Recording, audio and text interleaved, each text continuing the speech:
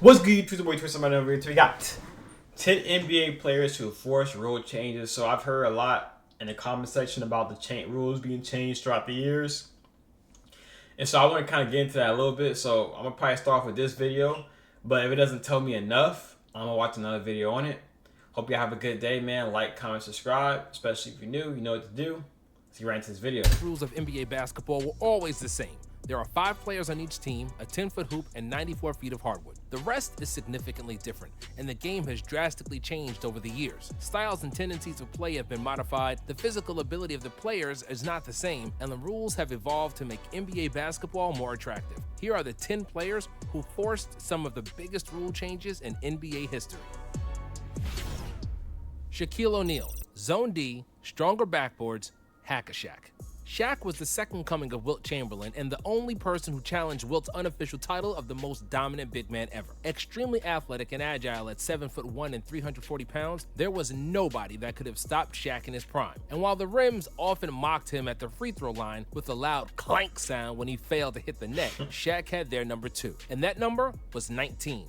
As in 19 broken rims and backboards in his career, which now proudly serve as a monument in front of Shaq's house. He got all the broken ribs on his house. At his house, bro, that's hard. While most of the damage was done in high school gyms, NBA arenas weren't equipped to handle the Shaq attack either. Big Diesel famously broke 2 backboards in his rookie year while he was still fairly slim and below 300 pounds. The NBA realized that they had to make a change for the big fella to stop shattering their rims, so they started making stronger stanchions and backboards. And just like Wilt, when Shaq got too dominant in the early 2000s, the league made a significant rule change. The defensive 3-second rules were implemented, aimed to stop teams from loading up big men in the paint, which teams mainly did to stop one person, Shaq. For the same reasons, the illegal defense was removed, which was supposed to counter the 3-second rule and give teams a fighting chance to guard the Great Lakers center. And finally, the league changed the Hack-a-Shaq rule, which only happened in 2017, well after O'Neal's retirement. His successors at bad free throw shooting, DeAndre Jordan and Dwight Howard, were butchering the game, and nobody wanted to watch one man at the free throw line possession after possession. So the NBA prohibited intentional fouls in the last 2 minutes of the game. Charles Barkley, 5-second. Oh, so the intentional fouling. I was confused on what the Hack-a-Shaq exactly was. Okay, it makes sense. Kristaps Porzingis had a bad shooting night for the Mavs in a regular season game in 2020, which prompted Sir Charles to call him soft on Inside the NBA, wondering why he doesn't play more in the post. And while Rick Carlisle and analytics disagree with Chuck, with all the evidence pointing in the low efficiency of the post-up in today's game, it's easy to see why Barkley thinks the way he does. The round mound of rebound was one of the best post players in history, and he loved to use his round mound to bully the opposing players. He would sometimes use up to 20 seconds on the shot clock posting up before he took a shot, and despite the effectiveness of the move, the league wasn't having it. With the omnipresent idea to make the game faster and more appealing for fans, David Stern and the NBA instituted a new rule which prohibited Chuck to lean his posterior on poor defenders like he did. The so-called booty rule forced offensive players to make a shot or pass within 5 seconds of having the ball below the free throw line. Reggie Miller, the leg kick. Is that still in place? The booty rule, huh? Reggie Miller's career was largely predicated on 2 things, his shooting and his competitiveness, which was borderline dirty at times. Reggie would use every trick in the book to gain the slightest advantage, legal or illegal. And because he was the best 3-point shooter in the league, opposing teammates had to close out on him at all costs. Reggie abused this by kicking out his legs after a shot, which drew countless fouls and earned him foul shots. Realizing that Reggie is kicking out his legs deliberately to bait the refs to call a foul, they put a stop to it by starting to call offensive fouls on shooters who kick their feet into the defender. Wilt Chamberlain, free throw line, Dang, so that's 'cause of Reggie? in the paint, 12 to 16 feet, offensive goaltending, inbounding over the backboard. Why is everyone spiraling? Dang, they got a over 4 YouTube for video Wilt. blockers? Like, chill guys, just use Pi. It's a free Chrome extension.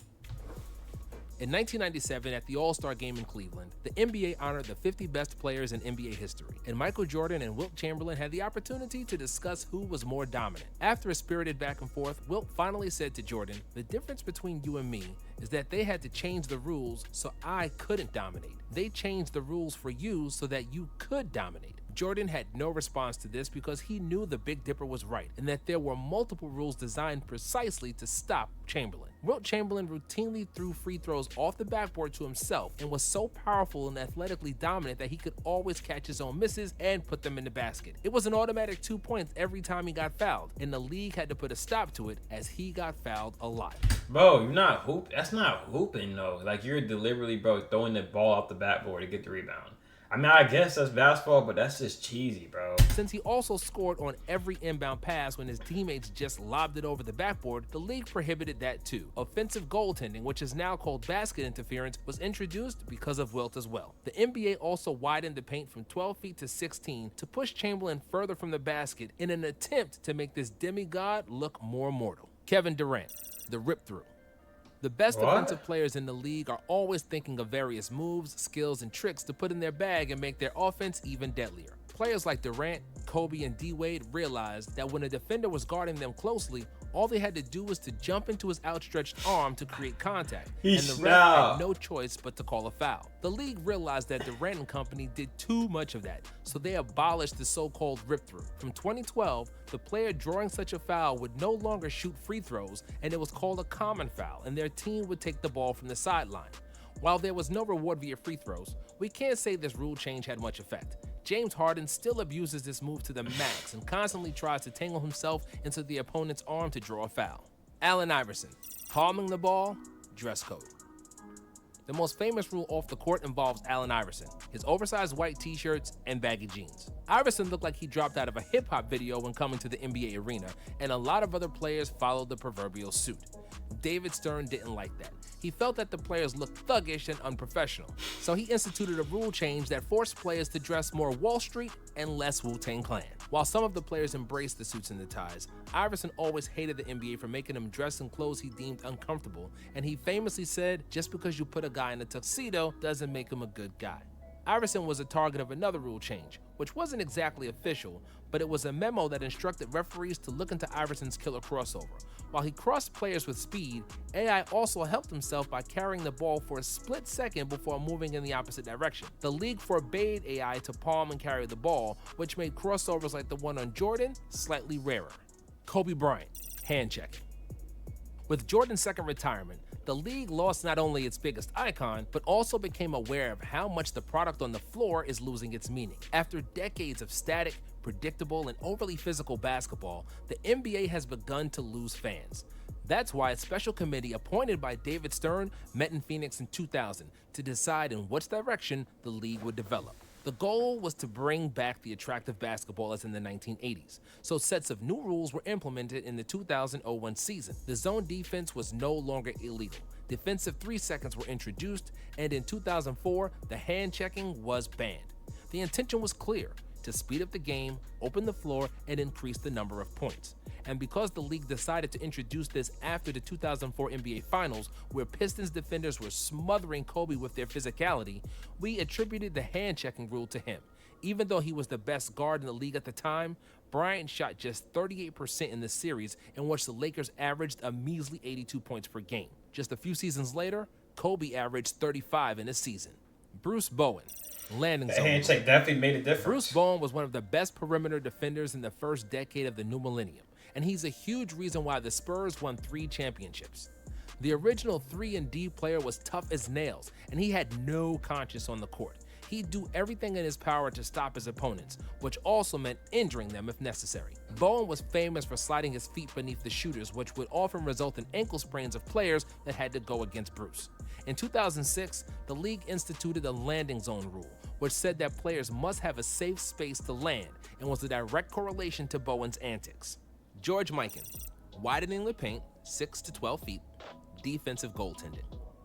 The NBA League was formed in 1949, and its first big star and the most dominant player was George Mikan, who played for the Lakers when they were still in Minneapolis. Mikan's height and size were an unguardable mismatch, as there weren't many people standing at 6'10" or taller at the time. Mikan's hook shot was unstoppable, and he was a beast on the defensive side of the floor as well. I remember how we played zone defense. The coach would put 4 players outside the paint, and I would stand under the basket. When the opposing team shot, I would just kick it out before it went into the basket, Mikan recalled. This tactic forced the NBA to introduce goaltending, making it impossible to block the shot with a downward trajectory. However, even with this new rule, Mikan was too hot to handle on offense, and he single-handedly filled the Lakers trophy room with championship hardware. In 1951, the NBA tried to weaken Mikan's game by widening the paint from 6 feet to 12. Because he can only be in the paint for 3 seconds, the league official forced Mikan to attack from twice the distance, which made it somewhat easier to defend him. Although his numbers dropped a bit, he still won 3 more titles for the Lakers. Michael Jordan, isolation rule. Before 1987, an NBA defender had 2 choices regarding the defense of the opposing player. According to defensive rules at the time, he could have either stuck to his man or double-teamed. When Michael Jordan came to the league, he was so dominant one-on-one that the rest of his teammates often just stood at one side of the floor and watched Michael go one-on-one time after time. Because the defenders were forced to abide by the rules and guard their man, Mike would have the entire side of the floor to himself against the helpless defender who had to stop the most athletic player in league history one-on-one in the open space. If they doubled, they'd leave somebody wide open, so it was like feeding a mouse to a snake. And the league didn't like that the Bulls games were turning into one-on-one exhibitions opposed to real basketball games. The NBA then prohibited teams from placing 3 or more players above the top of the key away from the ball, which stopped Jordan from scoring league-leading 37 points per game at the top of the key away from the ball. What? The NBA then prohibited teams from placing 3 or more players above the top of the key away from the ball, which stopped Jordan from scoring league-leading 37 points per game in '87 to a league-leading 35 points per game the next season. They really wrecked Michael's career with that one, didn't they? Hey, that was a good video. I enjoyed that. I like that video, man. If y'all like the video too, man, hit the like button. Comment down below any rules in here that they missed that was very significant. It's your boy Torie Sama, and I'm out.